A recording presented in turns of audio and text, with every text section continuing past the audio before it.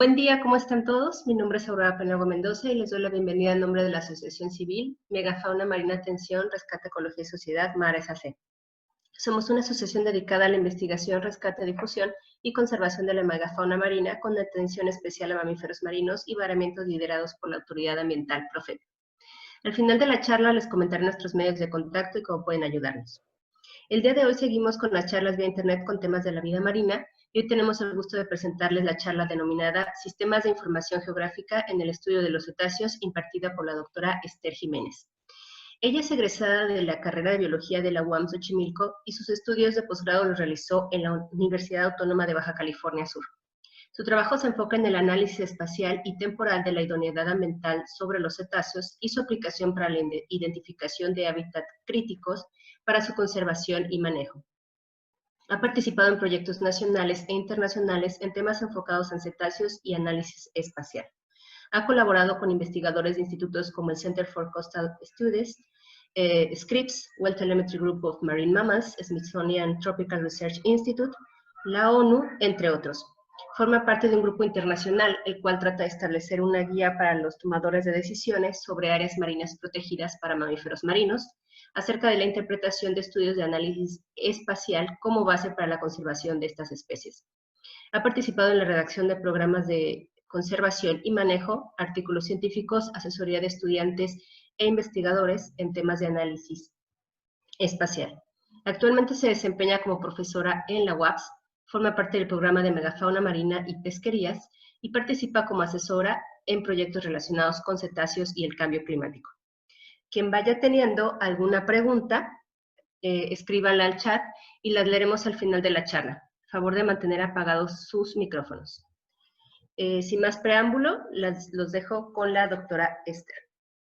Ok, listo. Bueno, pues ¿qué tal? Bienvenidos a esta pequeña charla sobre los sistemas de información geográfica, ¿no? Yo les voy a hablar sobre cómo pueden ustedes utilizar esta herramienta que día a día es muy potente en el estudio de análisis espacial y cómo lo podemos utilizar en cetáceos, ¿no? Y bueno, no solamente en cetáceos, se puede utilizar en un sinfín de especies.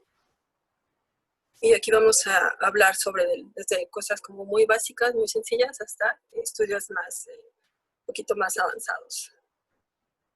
Bueno, primero intentaremos definir qué son los sistemas de información geográfica, o también llamados SIG, o en inglés GIS, ¿no? Esas son las siglas que generalmente ustedes van a encontrar cuando están leyendo sobre cosas de análisis espacial. Y bueno, lo primero es poder entender qué son los SIG. Muchas personas me dicen que cuando trabajo con SIG, sí, lo que hago solo son mapitas. Yo les digo que no solo son mapitas, es un poquito más que solo mapitas, ¿no? Es llevar a cabo un sinfín de procesos de procesamiento de datos, análisis estadístico de datos, a través de diferentes herramientas, ¿no? Entonces, para que nosotros podamos entender lo que es un SIG, necesitamos entender las tres palabras que lo conforman. La primera de ellas es sistema, ¿no? ¿A qué nos referimos con sistema? Pues es algo que está muy estructurado, es algo que tiene una jerarquía y funciona de una forma, ¿no? Tiene una lógica.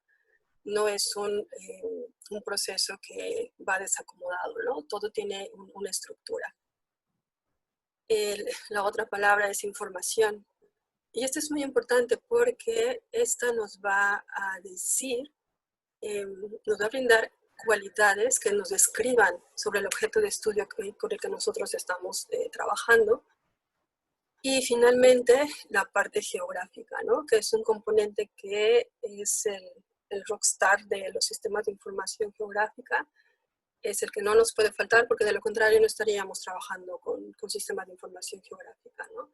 El componente geográfico lo que nos da es la pauta de poder poner en un espacio, ubicarnos donde va a caer el objeto de estudio que nosotros tenemos, ¿no?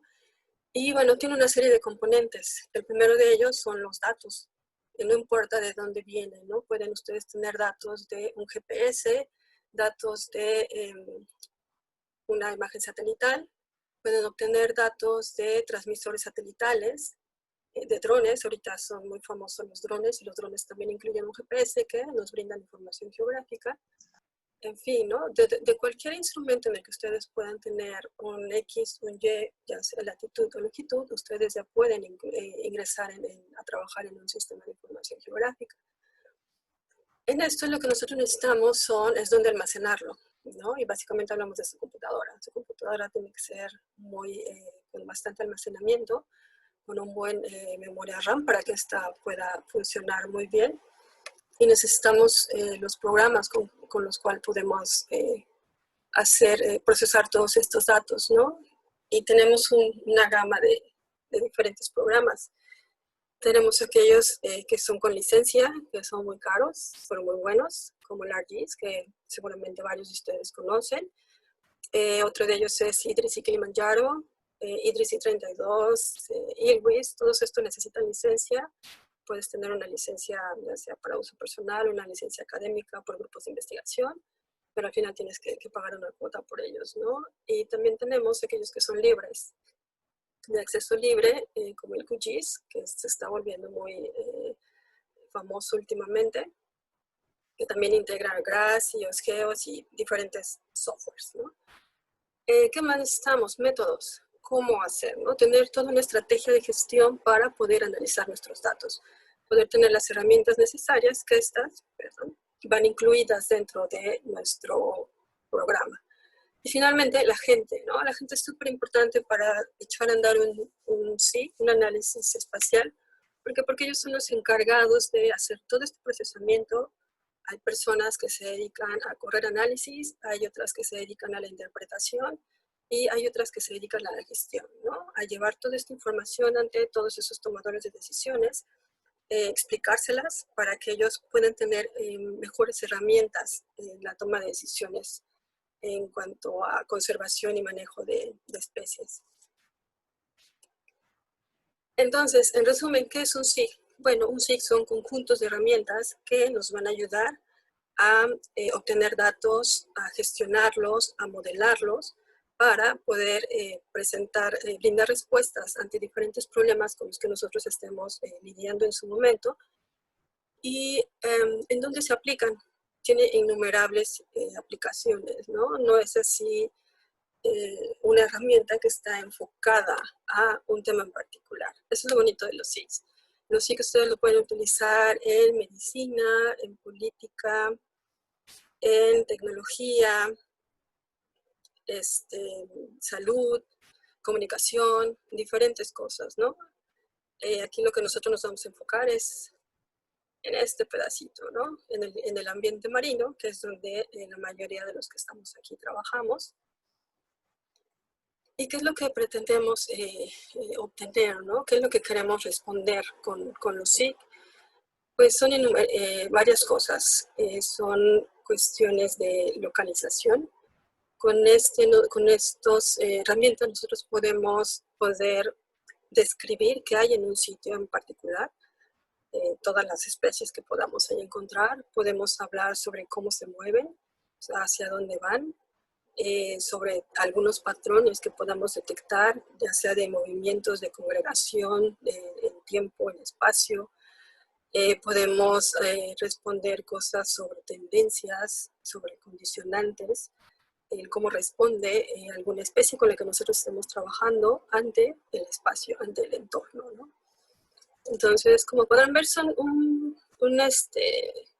varias cosas con las que nosotros podemos trabajar con los SIGs. Y esto básicamente es a partir de herramientas de geoanálisis. Generalmente un SIG ya tiene un conjunto de herramientas con las que ustedes pueden trabajar, pero aunado a esto se han desarrollado diferentes conjuntos de herramientas que ustedes pueden agregar dentro de un SIG para trabajar diferentes cosas, ¿no? Ahorita les voy a decir cómo, más o menos qué. Y bueno, en cetáceos, ¿cómo lo trabajamos, no? ¿Cómo le hacemos?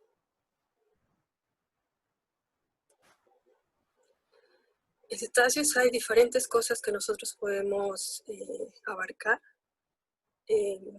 Los más básicos de ellos serían los aspectos biológicos. Es decir, nosotros podemos trabajar en describir dónde está dónde está qué, cuándo está qué hace dónde está, cómo se agrega con todos los demás, hacia dónde se mueve, en fin, diferentes cosas básicas sobre alguna especie. También podemos ver la relación que tiene con el medio ambiente, ¿no? Y esto es súper importante porque generalmente cuando nosotros intentamos trabajar con SIG, siempre comenzamos con cosas muy básicas, como muy sencillas, ¿no? Primero, ¿dónde está? Y a partir de ver cómo está, vamos incluyendo más variables. Aquí el primer componente con el que nosotros partimos es a partir de su ubicación geográfica. Y el siguiente que necesitamos incluir es el factor del tiempo. Entonces, si nosotros agregamos tiempo a este ambiente espacial, otra de las cosas que podemos agregar es el ambiente, ¿no? Que en SIG lo llamamos Z, es poder caracterizar todos los sitios donde está nuestro objeto de conservación, de estudio, perdón, para poder tener relaciones, ¿no? Y finalmente también podemos hacer trabajos sobre estudios sobre amenazas y conservación, ver actualmente cómo está para poder dar estrategias de conservación. Y en términos de distribución, que son los aspectos biológicos como más simples con los que podemos nosotros comenzar, si ustedes son nuevos en sí. Lo que pueden hacer es trabajar con distribución, datos de presencia, ¿no? Simplemente el que esté la especie con la que ustedes quieren trabajar, pueden tener una serie de tiempo muy grande y desplegarla en el espacio, ¿no? Y poder ubicar en dónde se encuentra la especie con la que ustedes trabajan a lo largo de todo un espacio. Si ustedes incluyen el factor tiempo, pueden ver cómo una especie se distribuye en ciertos momentos, cómo se congrega, dependiendo de la temporalidad en la que ustedes están haciendo sus análisis. Y también los pueden trabajar en conjunto. Pueden poner todas sus especies y trabajarlas con temporalidad para ver si pueden encontrar algún patrón que puedan observar alguna diferencia entre temporada y temporada.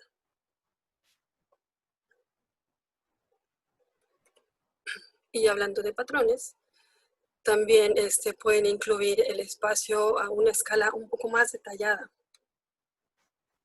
¿A qué nos referimos?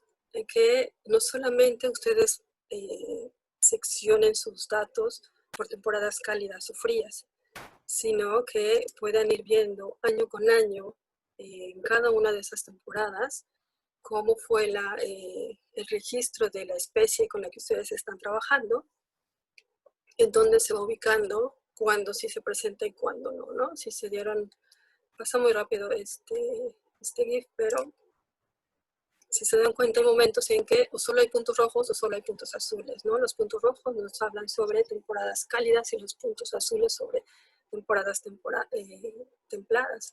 Entonces aquí podemos ver cómo hay ciertos momentos en que no hay registro de la especie y aquí hay que ponerse a pensar, no hay porque no salí, o no hay porque salí y no lo vi, o no hay porque salí y no está, ¿no? Que son cosas diferentes. ¿Qué más podemos ver? Patrones de frecuencia en tiempo.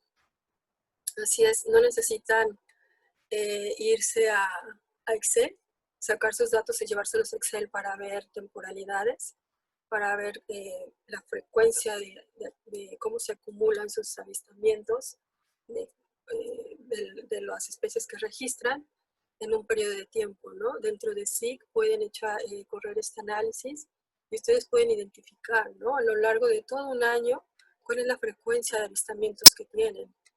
Y vean, aquí yo lo separé por temporadas, porque, bueno, todo mi trabajo se centra en el Golfo de California, donde pues muchos ya, algunos tienen conocimiento que hay dos temporadas por las temperaturas superficiales del mar. Entonces todo lo que yo trabajo tiene que ver con temporalidades, ¿no? Entonces a mí siempre me gusta ver qué tengo en cada una de las temporadas y cuánto tengo, ¿no?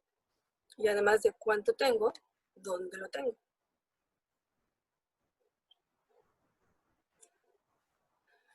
¿Qué más se puede trabajar? hay estudios de acústica, muchos. Generalmente la gente que trabaja con acústica se centra mucho en poner sus instrumentos y estar registrando, ¿no? Tomando datos. Pero hay otras personas que lo llevan un poquito más allá que solo tener un instrumento en un cierto lugar. Aquí yo les voy a hablar sobre dos trabajos diferentes sobre acústica. El primero de ellos es un marcaje acústico. Este fue un trabajo en colaboración con Scripps, gente el doctor Aaron Todd y la doctora Kerry. Lo que hicimos fue poner transmisores en ballenas jorobadas. Este es nuestro transmisor, este es el hidrófono. Tiene una boya para que, como se pone con copas de succión, en esta parte de aquí blanquita que logran ver, son las ventosas, entonces le colocamos y cuando se le cae a la ballena, pues, la boya hace que flote y lo podemos recuperar. Pero los primeros años vimos que podíamos incluir algo más que solo estarlo siguiendo y grabar los datos que se tenían. Incluimos el componente espacial. ¿Cómo lo incluimos? Agregamos un reloj de natación, de los que usan los nadadores, que cada que sale la mano del agua, logra obtener la posición geográfica. Entonces, con eso hicimos nuestro experimento con estas ballenas y logramos obtener la trayectoria que tiene este animal, que se le puso el transmisor. Y a esto lo que nosotros hicimos fue tener bastantes atributos para poder estudiarlo, ¿no? Aquí no solo tenemos grabaciones que van asociadas a conductas, a comportamiento que llevaba el animal, sino que también lo tenemos en espacio. Todo el recorrido que hizo, podemos caracterizar el área en la que estuvo y asociarlo a todas las grabaciones que se tienen sobre acústica.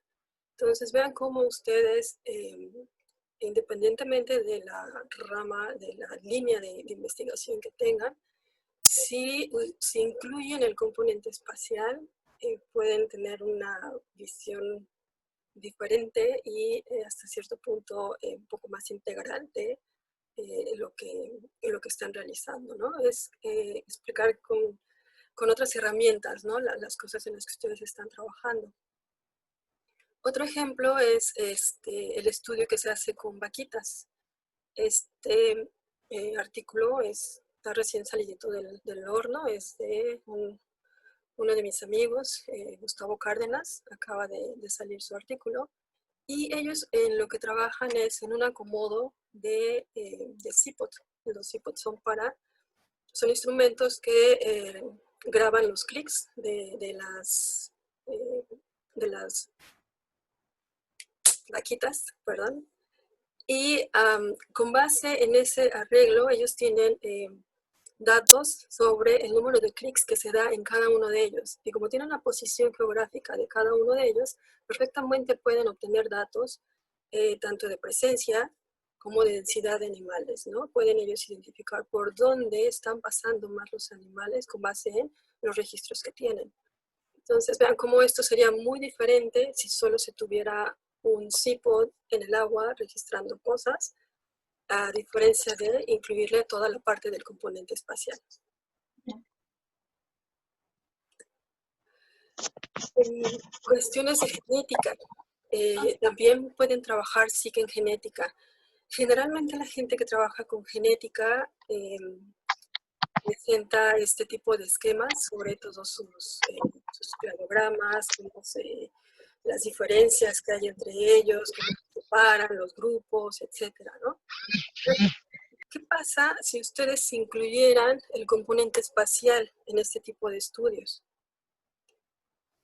Bueno, pues verían no solo cómo se separan, sino dónde se separan, ¿no? Dónde se distribuyen estos tipos de que ustedes están clasificando en estos cladogramas. Lo pueden asociar a una latitud, a un cierto tipo de ambiente. Y si se van un poquito más con más curiosidad sobre esta parte espacial, ustedes pueden agregar el ambiente, ¿no? No solo decir en dónde se ubica, en dónde está cada uno de estos clados, sino cómo influye el ambiente para poder tener estas diferencias. No es muy común este tipo de estudios con cetáceos, este que les presento aquí, el de Sánchez, sobre almejas, ¿no? Y como estos hay mucho en almejas, en peces, en insectos, en muchas cosas terrestres, generalmente. Pero aquí encontré un estudio sobre un delfín en las costas de Chile.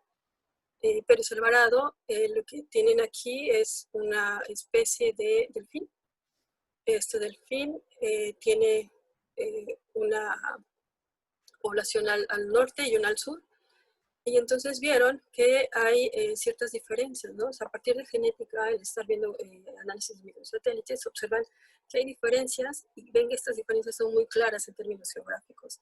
Y aquí ellos lo que están haciendo es poder identificar cuáles son esas barreras ambientales que propiciaron que haya esta separación de las dos poblaciones a nivel genético, ¿no? Que de verdad puedan observar ellos unas diferencias. Entonces, esta es otra forma en la que ustedes pueden usar los SIG, ¿no? Para poder identificar barreras geográficas que influyen en cómo hay algunas especies que se aíslan genéticamente de su gran población y las tenemos confinadas en ciertos espacios, ¿no? Uno de ellos, y muy conocido aquí en el Golfo de California, es el rorcual común. El rorcual común está aislado geográficamente, genéticamente e incluso genéticamente de la población del Pacífico. Entonces, también pueden usar esta herramienta en estudios de genética. ¿Qué más pueden hacer? Bueno, trabajar con uso de hábitat, ¿no?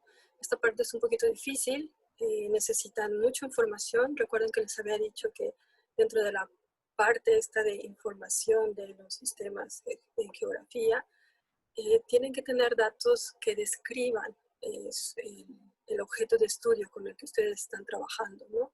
Y en este caso necesitan datos de conducta, ¿no? Si quieren trabajar uso de hábitat, tienen que poner atención en aquellas notas que hablen sobre si el animal está comiendo, si hay alimento disponible, si tiene conductas de alimentación, si hay presencia de crías, si se están apareando. Entonces, si ustedes tienen todo ese conjunto de datos, también pueden trabajar con ubicar espacialmente, además de dónde están, qué hacen.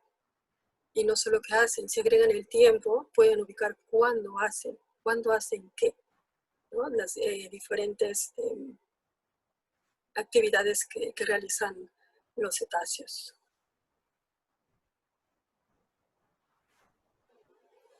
Aquí vemos cómo a simple vista pues pareciera que no hay gran diferencia entre uno y otro, pero por temporadas. Nosotros aquí tenemos datos de ballena del rorcual común. Este mapa es de la temporada templada y el de la derecha es de la temporada cálida, ¿no? Y vemos como entre temporadas pareciera que se distribuye de la misma manera, pero no, tiene tendencia a ir hacia ciertos sitios y realizar ciertas actividades, ¿no?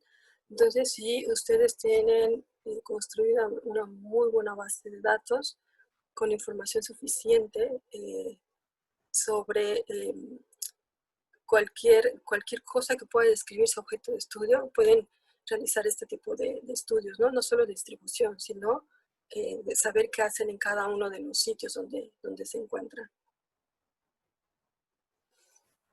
¿Qué más podemos hacer? Podemos trabajar con movimientos. Con movimientos a partir de telemetría satelital o a través de fotos, ¿no?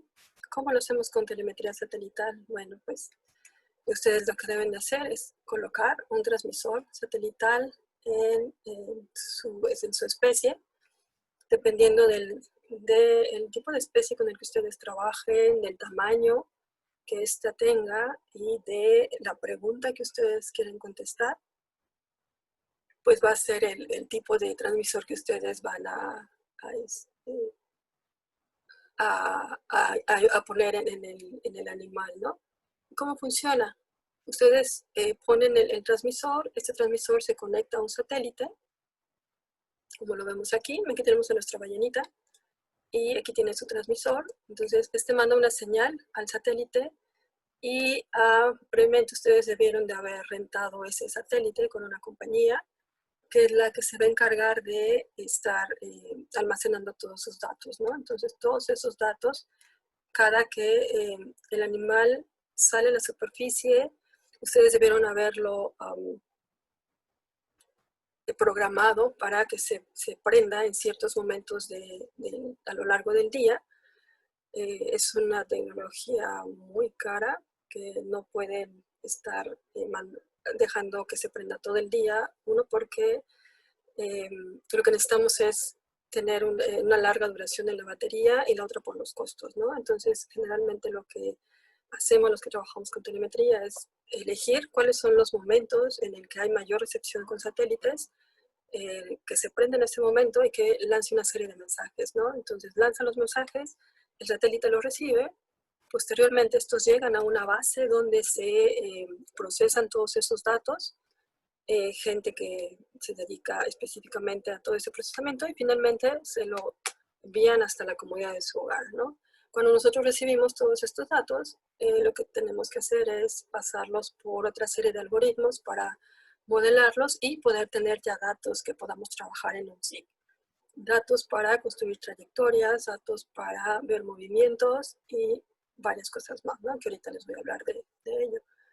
Y la otra forma de poder ver movimientos es a través de fotoidentificación. Generalmente cuando salimos a campo, lo primero que hacemos cuando hay avistamiento es tomar una foto, ¿no? Y tomar una foto, pero también tienen la posición donde se observa el animal. Entonces, si ustedes tienen catálogos donde tienen la posición de los animales, perfectamente pueden trabajar, correr un análisis espacial para poder ver los movimientos que tienen estos animales, ¿no? No de manera tan fina como se hacen con los transmisores satelitales, pero sí pueden tener una idea de cuáles son los sitios donde se está moviendo su especie, su objeto de estudio, cuándo y cuándo sucede, ¿no? Dónde está sucediendo.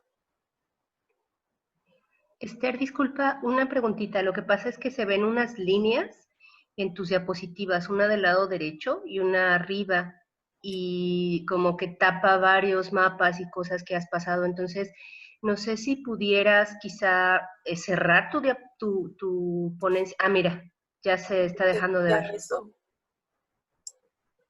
Perfecto. ¿Listo? Listo, perdón, no quería interrumpirte. Gracias. No, está bien, gracias.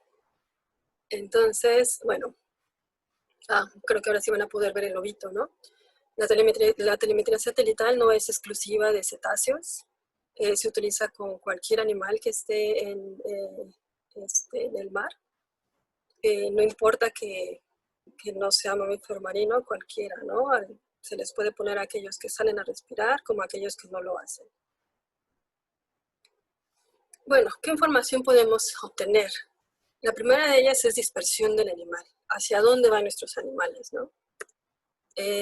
Aquí les presento estos tracks en tiempo y en espacio. Estos son datos de telemetría satelital que se obtuvieron de rorcual común aquí dentro del Golfo de California, del primer marcaje que se realizó con esta especie para saber a dónde se movía, ¿no? Nosotros partimos de la premisa que no sale del Golfo y que aquí siempre está, pero no se había podido comprobar, ¿no?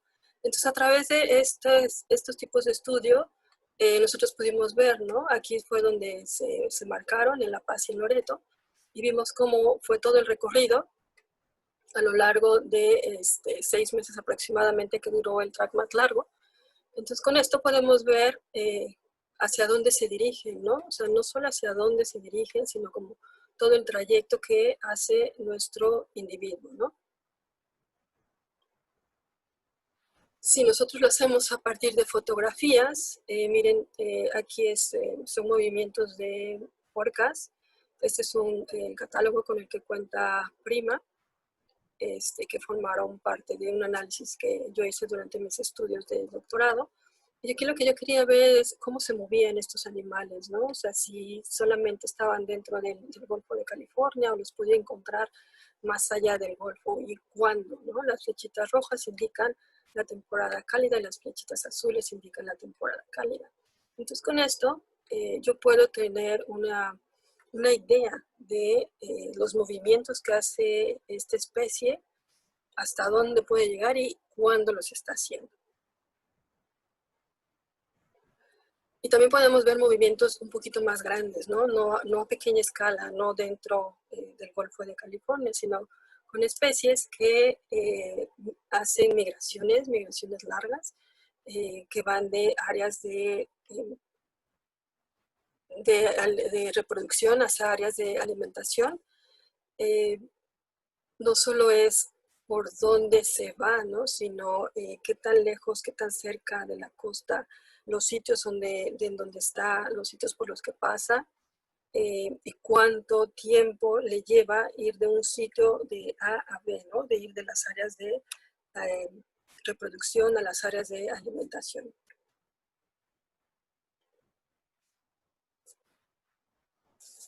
¿Qué más pueden ver a través de un SIG, ¿no?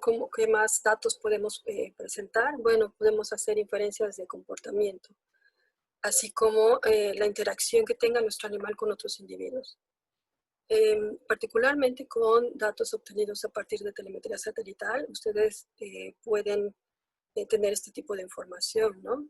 Si se lo ponen a madres con cría, pues pueden identificar dónde son las zonas donde se está moviendo estas mamás que generalmente están relacionadas con la crianza y protección de las crías, ¿no? Si lo ponemos en adultos, podemos ver cosas sobre alimentación, podemos ver si estos están moviéndose de un sitio a otro, si solamente van directo de un sitio A a un sitio B o cualquier otro, o si están haciendo paradas para poder realizar otro tipo de actividades. Y bueno, últimamente otra de las herramientas que se está utilizando es el uso de drones, ¿no? Con el uso de drones nosotros también podemos ver comportamiento. Ya les había mencionado que los drones, generalmente cuando se toman fotografías, estas fotografías van acompañadas de información geográfica. Entonces, si ustedes tienen toda esa información geográfica, perfectamente lo pueden desplegar en un espacio y poder identificar en cuáles sitios está haciendo qué actividad el animal que ustedes van siguiendo. ¿Cómo lo plasmamos en un SIG? Bueno, estos son datos que les había presentado anteriormente en los tracks, los de error cual común. Primero yo les había presentado su ruta, ¿no? Y dijimos, bueno, hacia dónde se están moviendo estos animales, pero también puedo ver qué está haciendo, ¿no? Entonces, justo aquí yo puedo identificar por cada una de las temporadas cuál es el comportamiento que tiene mi animal, ¿no? A partir de diferentes análisis en términos estadísticos, de ver el ángulo que hay entre una posición geográfica, que sería un punto de esto, con la siguiente, el ángulo que hay de uno al otro, la distancia y calcular las velocidades, ¿no? Todo esto se hace en un SIG. Si ustedes logran hacer este tipo de análisis, pueden saber cuándo el animal está en una conducta de dar vueltas en un solo sitio, que se le llama el arse behavior, cuando está solo transitando, es decir, que entre una posición y la siguiente no hay cambio alguno y se mantiene una velocidad. Ahí decimos que el animal solo está navegando, ¿no? Va transitando hacia un sitio y hay puntos donde el algoritmo pues, no logra identificar qué pasa, ¿no? Pero con base en eso ustedes ya pueden mostrar información acerca de los sitios donde sus animales están en búsqueda restringida Y aquí, bueno, tienen que echar mano de los conocimientos biológicos que tengan sobre la especie, ¿no? Para que puedan decir si esta está comiendo o si esta también está en interacción social con otros individuos, que se traducen como en temporada de reproducción, o si está en actividades de crianza.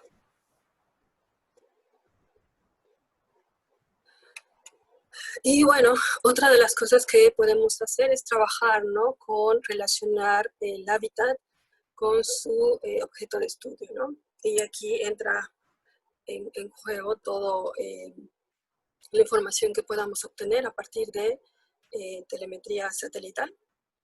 Todas estas imágenes satelitales que nosotros vemos que están disponibles en sitios con acceso libre. El principal de ellos y que todo el mundo conoce son los de la NOAA, donde podemos obtener información sobre batimetría, temperatura superficial del mar, clorofila,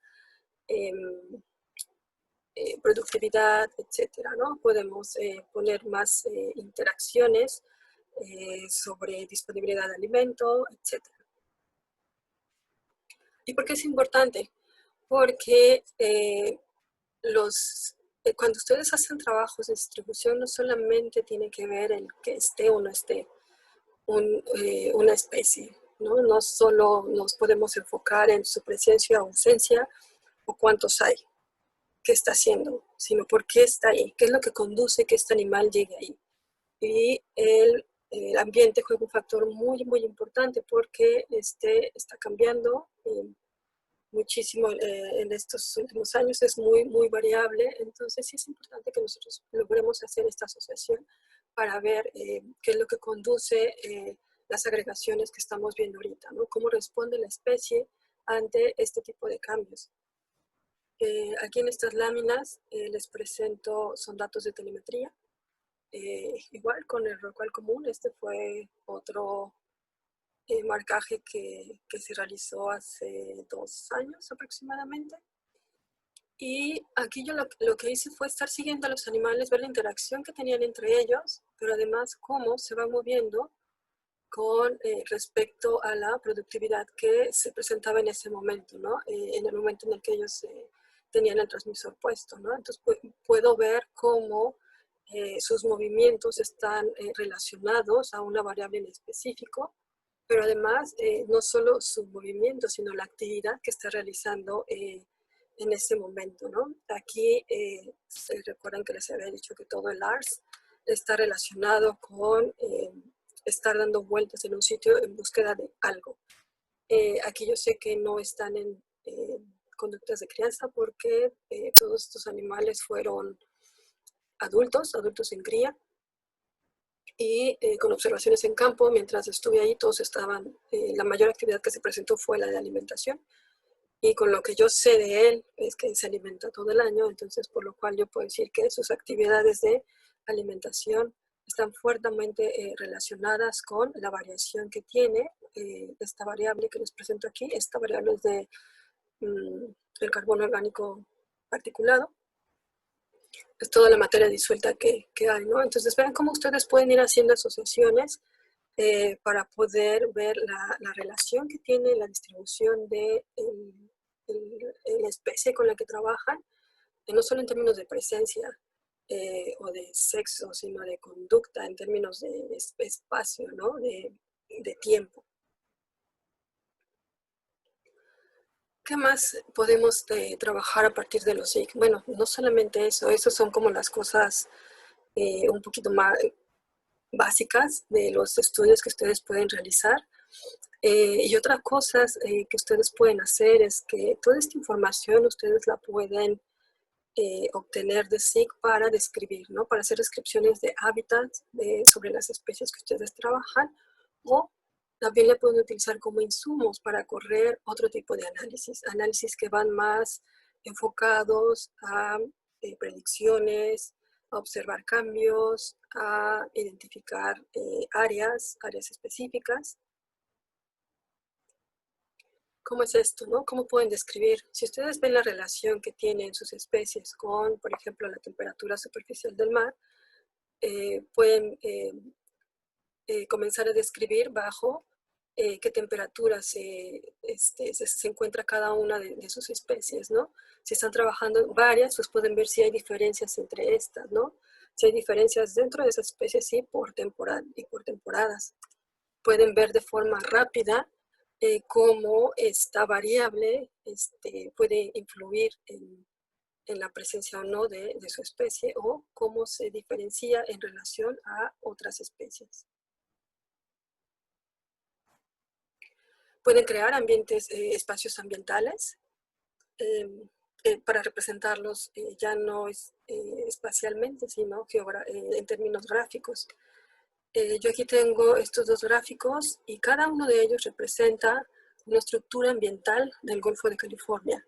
Los puntos grises es todo el ambiente, la variación ambiental que hay dentro del Golfo de California.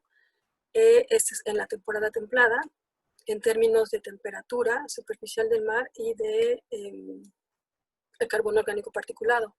Y los puntitos oscuros, los puntitos azules, representan la presencia de mi especie. Entonces yo con esto, en términos rápidos, exploratorios, puedo ver cómo mi especie tiene afinidad por ciertas estructuras ambientales, tanto en la temporada templada como en la temporada cálida. Y esto me puede servir de insumo para que posteriormente yo me lo lleve a análisis un poco más pesados, ¿no? Que son los modelos de nicho ecológico, que ahorita están en mucha boga, mucha gente está trabajando con modelos de nicho.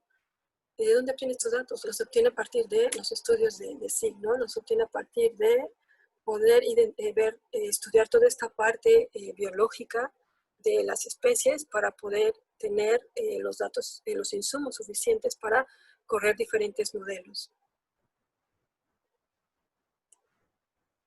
También lo podemos utilizar en estudios de amenazas. Sabemos que muchas especies que están en ambientes marinos están bajo infinidad de amenazas. Entonces, no solo pueden utilizar el ambiente en términos de variabilidad ambiental, ¿no? de cambios en temperatura, en productividad, sino también pueden utilizar variables antropogénicas que nos puedan, con lo que ustedes pueden identificar dónde corre peligro la especie con la que ustedes trabajan de forma como inmediata, ¿no? Poder desplegar datos de distribución y datos de variables antropogénicas, identificar por dónde está su especie para poder ver si está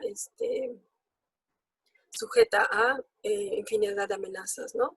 Y también pueden ver cambios, cómo va a responder su especie ante todo este tipo de tanto amenazas ambientales como amenazas antropogénicas. Si ustedes quieren trabajar en cosas de conservación, en estudios de conservación, generalmente lo primero que nosotros lo que pensamos es qué hay y cuánto hay. Entonces, esa es toda la parte biológica, ¿no? Ustedes ya pasaron por estos estudios de distribución y lo que sigue ahora es que ustedes puedan incluir los esquemas de conservación actual bajo los que se encuentra su especie objetivo, pero en términos espaciales. ¿A qué me refiero? A que si ustedes pueden ubicar cuáles son las zonas que están sujetas a algún tipo de conservación, algún tipo de manejo, algún tipo de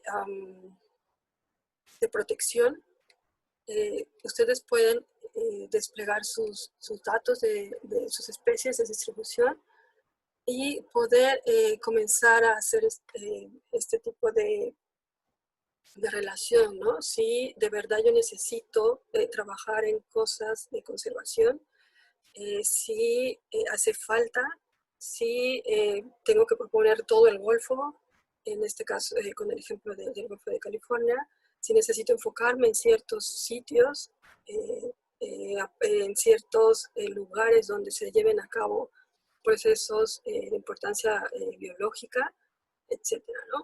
Entonces son estudios que ustedes pueden hacer de forma sencilla, en términos de que pues, lo que tienen que hacer es conseguir datos biológicos como todos los datos en esquemas de conservación espacial y hacer su despliegue, ¿no? Los pueden ver en series de tiempo grandes, los pueden ver incluyendo el tiempo por temporadas, por mes, por año, como ustedes lo deseen, ¿no? Pueden ver cómo afecta a especies migratorias, cómo afecta a especies que estén residentes, a especies que estén bajo algún estatus de protección. Pueden ver si de manera muy rápida, si la conservación actual que se tiene incluye a todas las especies con las que ustedes desean o están trabajando. ¿Y para qué? Bueno, porque al final de todo este camino, muchos de los que trabajamos con SIG, pues nuestra meta es poder identificar áreas, ¿no? A partir de tener todo este componente biológico, de amenazas, de esquemas de conservación actuales, poder identificar áreas de importancia biológica, ¿no? Áreas donde nuestra especie realice ciertos procesos que sean cruciales para su presencia, para su distribución, así como la identificación de áreas prioritarias, ¿no? Que todas estas van dentro de un esquema que incluye ya cosas más de legislación y de un consenso con tomadores de decisiones. Pero bueno, hacia allá vamos todos, ¿no? Lo que se hace con análisis espacial, con SIG, va enfocado como en esa línea, ¿no? De que al final ustedes lleguen a ser capaces de tener una integración interdisciplinaria con un montón de estudios para que puedan terminar en este tipo de respuestas, ¿no? Que finalmente es lo que buscan los SIG, dar respuestas, ¿no? A diferentes problemas. Y bueno, por mi parte es todo. Espero les guste y les haya gustado. Y bueno, si tienen preguntas, ahora es el momento. Muchísimas gracias, doctora. La verdad es un tema súper interesante, muchísima información y la verdad muchísimas gracias. Entonces pasamos a las preguntas. Recuerden que pueden irlas escribiendo en el chat para que nos vaya contestando la doctora. A ver, la primera. Lourdes dice, ¿cuánto tiempo duran las marcas que le ponen a los organismos? Es súper variado, ¿no? Te puede durar un día. Bueno, si son las satelitales, ¿no? O sea, puede durar un día y el registro máximo que yo tengo es de 7 meses. Ok, perfecto. ¿Cuántos son dice Raciel, perdón, cuántos son los años mínimos de datos para realizar un trabajo de temporalidad? No hay un mínimo, es dependiendo de tu pregunta, ¿no? Sí suena muy, muy a cliché, pero en términos espaciales depende de qué quieres tú contestar. Si tú quieres ver variación, con 5 años difícilmente vas a poder variación, necesitas un poquito más de datos, ¿no? Si tú lo único que quieres ver es dónde se ubica y cómo cambia entre sitios, con 2 años puedes tener una pequeña como inferencia sobre lo que está pasando.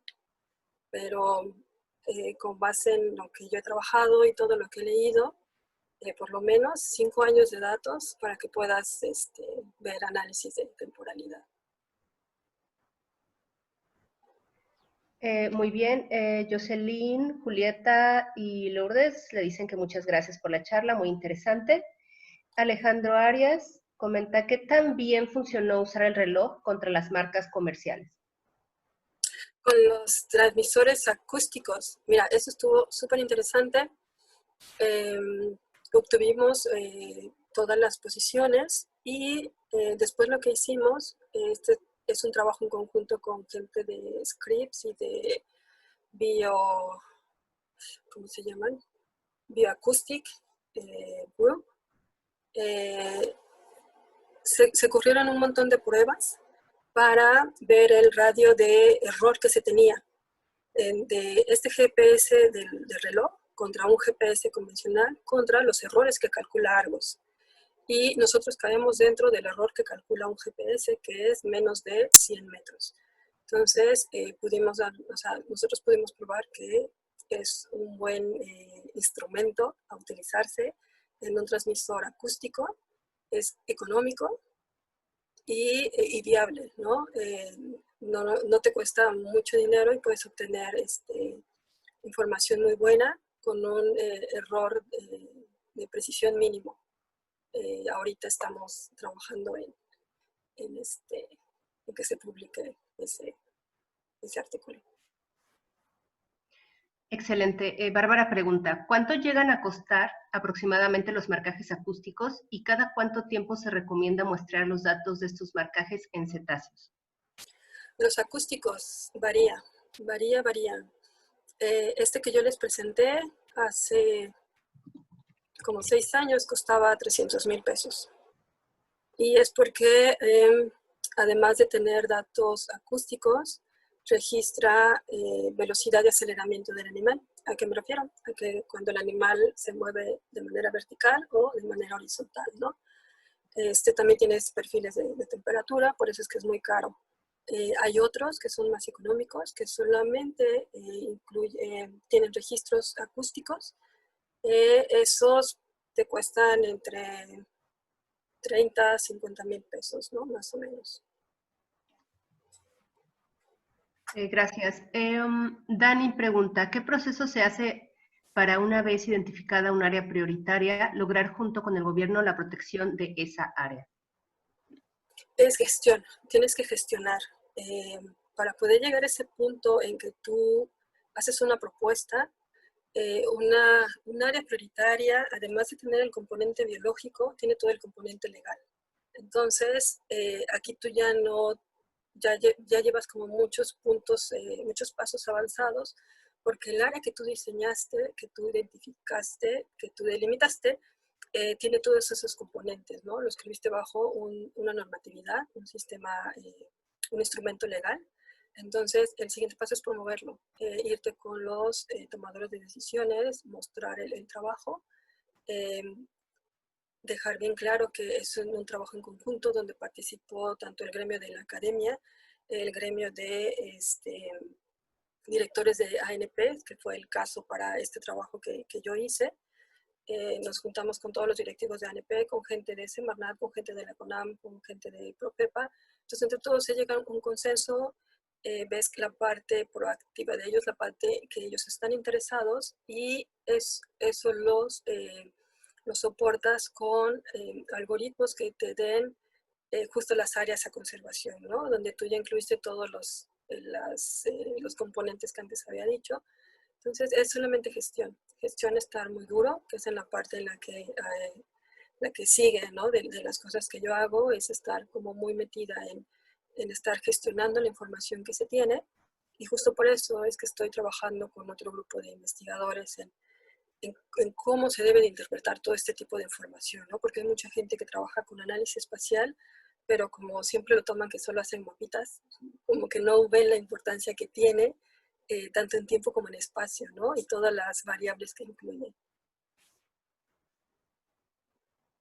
Muy bien. Mariana dice que muchas felicidades, excelente presentación.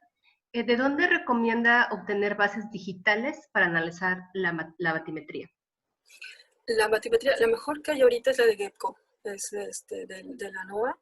Es la mejor resolución que hay, son 30 segundos de arco, que corresponde más o menos como a 1 kilómetro, ¿no? de resolución. ¿Y por qué es súper importante esto? Porque si tú trabajas con una resolución muy, muy, muy fina, entonces de ahí puedes irte a resoluciones más grandes, ¿no? Dependiendo de tu área, la pregunta que quieres resolver. Y esto te da la oportunidad de poder tener datos muy buenos en ese reprocesamiento que tú estás haciendo, ¿no? En cambio, si tuvieras las anteriores que eran a 4 kilómetros y tu área de estudio era muy pequeñita, no sé, si quieres ver delfines en la Bahía de La Paz, pues no te queda una resolución de 4 o de 10 kilómetros, ¿no? Necesitas algo un poco más fino. Entonces, de ahí es donde yo siempre les recomiendo a mis estudiantes, ¿no? De que se entren al portal de la NOAA y tiene mucho material para trabajar, muchas imágenes satelitales, muchos bancos de datos, y lo mejor de todo es que son gratis, ¿no? No tenemos que pagar un peso por ellos. Muy bien. Héctor pregunta, ¿cuántas variables consideras mínimas necesarias para describir estos hábitats? Esa es la pregunta de los 64,000. Yo lo que siempre recomiendo es primero atender esta parte de los requerimientos de hábitat. Si nosotros tenemos pleno conocimiento de nuestras especies, vamos a poder identificar cuáles son aquellas variables que influyen en su distribución y en todos los procesos biológicos que realizan. Y con base en esto yo voy a poder definir aquellas que son más importantes. Siempre se ha dicho que los mejores modelos son aquellos que utilizan el menor número de variables para poderse explicar. Es decir, si tú te metes a internet y ahorita hay un boom muy grande con modelación de hábitat, se han generado un montón de imágenes satelitales, hay muchas variables, hay gente que está incluyendo 30 variables para poder analizar el hábitat de alguna especie y al final lo único que tienen es mucha correlación entre todas este montón de variables, ¿no? Entonces, yo lo que te sugiero es que, o sea, mínimo trabajes con 4, pero con 4 que de verdad tú sabes que son importantes para tu especie. Porque si tú empiezas con un set de datos de 30, lanzas un análisis de correlación y comienzas a quitar, y al final te vas a quedar con esas 3, 4, 5 variables que desde un inicio tú sabías que eran importantes. Entonces, mi recomendación es que se enfoquen en eso, ¿no? Primero, identificar qué es lo que conduce la distribución de estas especies para poder trabajar con esas variables. Perfecto. Mariana Schumann nos dice, ¿actualmente en qué se encuentra trabajando? Muy interesante su plática. Actualmente, ¿en qué me encuentro trabajando? Bueno, doy clases en la universidad. Doy clases sobre sistemas de información geográfico aplicados a ambientes marinos. Trabajo con cosas de modelación de hábitat, cambio climático y últimamente incursioné en esta parte de drones para trabajar fotogrametría, construir ortomosaicos, ¿no? A partir de información obtenida de drones. Muy bien. Y por último, bueno, tienes muchas felicitaciones. Por ejemplo, Laura Benítez, Zulema desde Cartagena, que muchas felicidades. Elvin Rodríguez, muchas felicidades por su trabajo. Mariana Chávez también. Silvia Jaume también. Y la última pregunta es, ¿podrías mencionar algunas desventajas del uso de los SIG en contraste con otras herramientas para análisis espaciotemporales? Sí, claro, hay varias desventajas, ¿no? Pero afortunadamente son desventajas que nosotros podemos lidiar con ellas y trabajar con ellas. La primera de ellas son los costos. Si ustedes quieren trabajar con un SIG potente, generalmente estos son bajo licencias, ¿no? Entonces, si no tienen licencia, pues o craquean un software o trabajan con uno libre. Los libres actualmente tienen muchas herramientas para trabajo, pero siempre al final les falta un poquito, ¿no? A diferencia de aquellos que tienen licencia. Entonces, una desventaja son los costos para cubrir licencias. La otra desventaja es el uso de las herramientas. Si ustedes no tienen conocimiento de esta herramienta, pues van a tener que invertir dinero en entrenarse para poder utilizarla, entrenarse para poder entenderla, porque no solamente son series de clics, no es una receta. Desafortunadamente el SIG no es una receta que ustedes puedan seguir, que me pregunten si yo quiero hacer una distribución, ¿qué hago? ¿No? Que yo te puedo decir, punto número 1, aquí clic, clic, clic, clic, clic, y sale, ¿no? Esto va acompañado mucho de estrategias de gestión de datos, de partir de una pregunta para saber cómo es que tú vas a gestionar esta información que tienes, cómo la vas a gestionar en tiempo y en espacio, que es lo que más trabajo cuesta. Generalmente nosotros pensamos en términos estadísticos, y si bien nos va en tiempo, ¿no? En ver a lo largo de qué años obtuvimos qué cosa. Entonces, incluir este componente espacial no es fácil. Tienes que comenzar a pensar en 3D y para ello necesitas tener adiestramiento. Entonces, pues tienes que invertir en eso, ¿no? En adiestrarte. Y otra de ellas es que pues no, tampoco es como la respuesta a todos los problemas, ¿no? Tienen que lograr trabajar en conjunto con muchas otras personas. Es un trabajo multidisciplinario, no es solamente de un técnico que esté corriendo un SIG o poniendo mapitas, ni nada de eso, ¿no? Tienen que trabajar con muchas personas para poder llegar a un buen resultado, ¿no? Entonces también esa es otra desventaja, el poder lidiar con esta cuestión de trabajar con más gente a la que ustedes no están acostumbrados, pero como les repito, o sea, son cosas con las que ustedes pueden lidiar y sacarle ventaja más que desventajas. Muy bien, y la última que tenemos aquí, Héctor dice, en su opinión, ¿qué tan diferentes pueden ser los resultados hechos con SIG u otros programas como Maxent? Son cosas totalmente diferentes. Un SIG te sirve para cosas de geoprocesamiento, cosas para ver en tiempo y espacio cómo están sucediendo. Un Maxent te sirve para modelación. Con esto tú, a partir de información que ya conoces, puedes tener una predicción sobre qué puede pasar, ¿no? Entonces sí son cosas totalmente diferentes, son análisis diferentes. Uno complementa al otro. Necesitas usar SIG para poder entrar a un Maxent y cuando ya corriste todos tus modelos sobre probabilidad de predicción, probabilidad de presencia de alguna especie o ver la respuesta que tu especie tenga entre ciertas variaciones ambientales. Entonces, toda esa información tú regresas a un SIG y en el SIG la trabajas en términos de presentación. Gestionarlo en cómo tú, esos resultados que obtuviste ya, tú los puedes presentar para que sean legibles ante el usuario al que tú se lo quieres mostrar. Perfecto, y por último, sí me gustaría darte las felicitaciones. Silvian dice que muchas felicidades, doctora Esther, me encanta tu investigación y la pasión con lo que la compartes. Gracias.